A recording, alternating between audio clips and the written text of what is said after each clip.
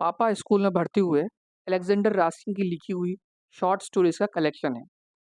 ये कहानियाँ उन्होंने अपनी बेटी साशा, जो वो बीमार थी, तो साशा को दिल बहलाने के लिए कही थी ताकि वो अपनी बीमारी का दर्द भूलकर आगे की तरफ सोच सके। 70 साल गुजरने के बाद भी ये कहानियाँ आज भी प्रासंगिक है और हमें अपने बचपन की याद दिलाती है और छोटे बच्चों को अपने पापा से कनेक्ट करवाती है। तो चलिए, आज स्कूल में क्या हंगामा करते हैं आप। जब मेरे पापा बच्चे थे, पापा बाघ के शिकार पर गए। पापा जब बच्चे थे और स्कूल जाते थे, तब एक बार वो बाघ के शिकार पर गए। बाघ भी बच्चा ही था और वो स्कूल नहीं जाता था। वो स्कूल के बरामदे में ही रहता था। और ये इस तरह से हुआ। गर्मी में एक दिन स्कूल खत्म होने के बाद पापा और उनके दोस्त स्कूल के बरामदे में धूप में बैठे हुए थे। सभी तरह के बच्चों की तरह वे भी एक साथ अलग अलग तरह की चीज़ों के बारे में बातें कर रहे थे। फुटबॉल और कल के मेले और कल हुए झगड़े और बगदाद का चोर, फिल्म के बारे में, अपनी मनपसंद आइसक्रीम के बारे में, और पायनियर कैंप में कौन-कौन जा रहा है, और गाँव में अपने माता-पिता के साथ कौन कितनी मुहूर्त में गर्मी बिताएगा, इस बारे में बातें कर रहे थे। जब वो सब लोग बातें कर रहे थे, तो पापा कोई किताब पढ़ रहे थे। मुझे नहीं मालूम कि पापा किस किताब को पढ़ रहे थे, लेकिन शायद वो बहादुर की कोई कारनामों के बारे में किताब थी। और जब सबने बातें करनी बंद कर दी, तो पापा अचानक से बोल पड़े, उफ़! बाघ के शिकार पर जाना कितना मज़ेदार रहेगा। हर कोई हँस पड़ा। मीशा गौरव ने चिल्लाकर बोला, मुझे अपने साथ ले जाना। और सब लड़के भी चिल्लाने लगे, और मुझे भी, और मुझे भी, और मुझे भी अपने साथ ले जाना। इस पर एक लड़के ने कहा, क्यों ना हम सभी साथ चलते हैं, सारी की सारी क्लास। हर किसी को ये आइडिया बहुत पसंद आया। हम सब साथ के साथ चलेंगे।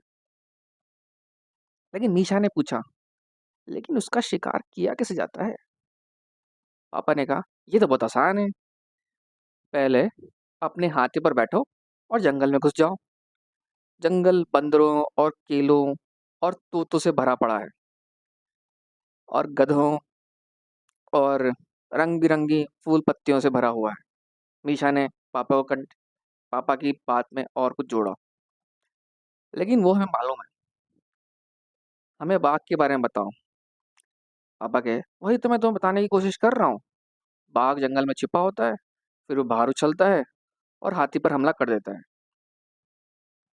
तब सब के सब लोग जो हाथी पर बैठे हुए हैं, गोलियां चलाते हैं, और हाथी अपने सूंड में बांध को लपेट लेता है और उसे जमीन पर दे मारता है और पैरों से कुचल देता है। देखो, ये सब इस तस्वीर में दिखाया गया है। लड़के बहुत देर तक तस्वीर को एक टक बिल्कुल कंसंट्रेशन से देखते रहे। तब मीशा बोला, मैं बताऊं, तुम और तुम हाथी बनोगे और हम लोग शिकारी होंगे। हमारा बरामदा जंगल है। हर शिकारी बंदूक की जगह एक एक लकड़ी ले लेगा। तो अब सब तैयार हैं? तो चलो, अब बैठो अपने हाथियों पर और चलो। वह रहा बाघ, उसकी धारियां देखते हो? पापा ने कहा, मगर वो तो बिल्ली का बच्चा ही है। चुप रहो। तुम ये भी नहीं पता कि क्या बात कर रहे हो। अच्छा, सुनो मेरी बात। शिकारियों, हाथियों, चलो आगे। इस तरह से उन्होंने कुछ बच्चों को हाथी बनाया, कुछ को शिकारी बनाया, और बिल्ली के एक छोटे बच्चे को बाघ बना दिया। इस पूरी कहानी और इस पूरी नाटक में पापा शिकारी थे। अपने हाथी पर बैठे बैठे उन्होंने बिल्ली के धारीदार बच्चे को बड़े आश्चर्य के साथ हाथियों और शिकारी की तरफ देखते देखा। वह इतना सरप्राइज हो गया, वह इतना चौंक गया कि उसने भागने की कोशिश भी नहीं की। मीशा चिल्लाया, गोली दागो, गोली दागो। बेचारे बिल्ली के बच्चे पर लकड़ियों और पत्थरों की बौछार हो गई। इससे पहले कि ये लड़के सोच भी ना सकें कि वो क्या कर रहे हैं, पापा भी अपनी लकड़ी फेंक चुके थे। मगर पापा का निशाना चूक गया। बिजली का बच्चा माफ कीजिए बिल्ली का बच्चा डर के मारे भागा, लेकिन एक पत्थर उसके सिर पर जाकर लगा। बिल्ली के बच्चे ने म्याऊं म्याऊं की और गिर पड़ा। उसकी टांगों ने हल्का-फुल्का हिलना-डुलना किया और वो फिर बेहोश हो गया या बेदम हो गया। मार दिया हमने बाघ को, हमेशा चिल्लाया। लेकिन तभी एक लड़का बोला, अरे ये तो मर गया। सभी के सभी लड़के उस बिल्ली के बच्चे को देखने के लिए लपके। बालदार खाल वाले बिल्ली के बच्चे की छोटी सी धारीदार गेंद एकदम एकदम बिना जान के थी। उसकी धारीदार धारीदार जो सतह थी एकदम जान नहीं थी। अचानक पापा को समझ में आ गया कि बिल्ली का बच्चा जिंदा था और अब वो मर गया। अब वो कभी नहीं दौड़ेगा, उछलेगा या दूसरे बिल्लों के साथ खेलेगा। वह कभी भी बड़ा होकर बड़ा बिल्ला नहीं बनेगा। वह कभी चूहे नहीं पकड़ेगा, छत पर म्याऊं नहीं बोलेगा। अब सब खत्म हो चुका था। वो बिल्ली का बच्चा शायद बाघ के शिकार का खेल खेलना ही नहीं चाहता था।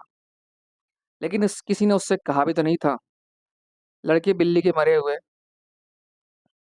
बच्चों के आसपास खामोश खड़े थे। मीशा भी खामोश था। तभी उन्होंने किसी को चिल्लाते हुए सुना, अरे मेरा बच्चा, हाय मेरा नन्हा सा बच्चा। ये सिर में नीले रिबन का एक बड़ा फूल लगाए एक छोटी सी लड़की की आवाज थी। उसने बिल्ली के बच्चे को उठाया, उसे घर ले गई। बच्चे भी चले गए। सब बच्चे इतने शर्मिंदा थे, एक दूसरे की तरफ देख भी नहीं रहे थे। उसके बाद पापा ने जिंदगी भर किसी कुत्ते, बिल्ली या किसी भी दूसरे जानवर को चोट नहीं पहुंचाई। और उस धारीदार बच्चे के मरने का तो उन्हें आज भी दुख है। उम्मीद है आपको ये कहानी पसंद आई होगी और आप भी अपने पापा से कनेक्ट होंगे, या अगर आप पापा हैं तो अपने बचपन की याद आपको आ गई होगी। और कोई फीडबैक आपकी है तो आप कमेंट बॉक्स में लिख सकते हैं। और अगली कहानी तक, जैसे हम रूस में बोलते हैं, तस्वीर दानिया, पक्का।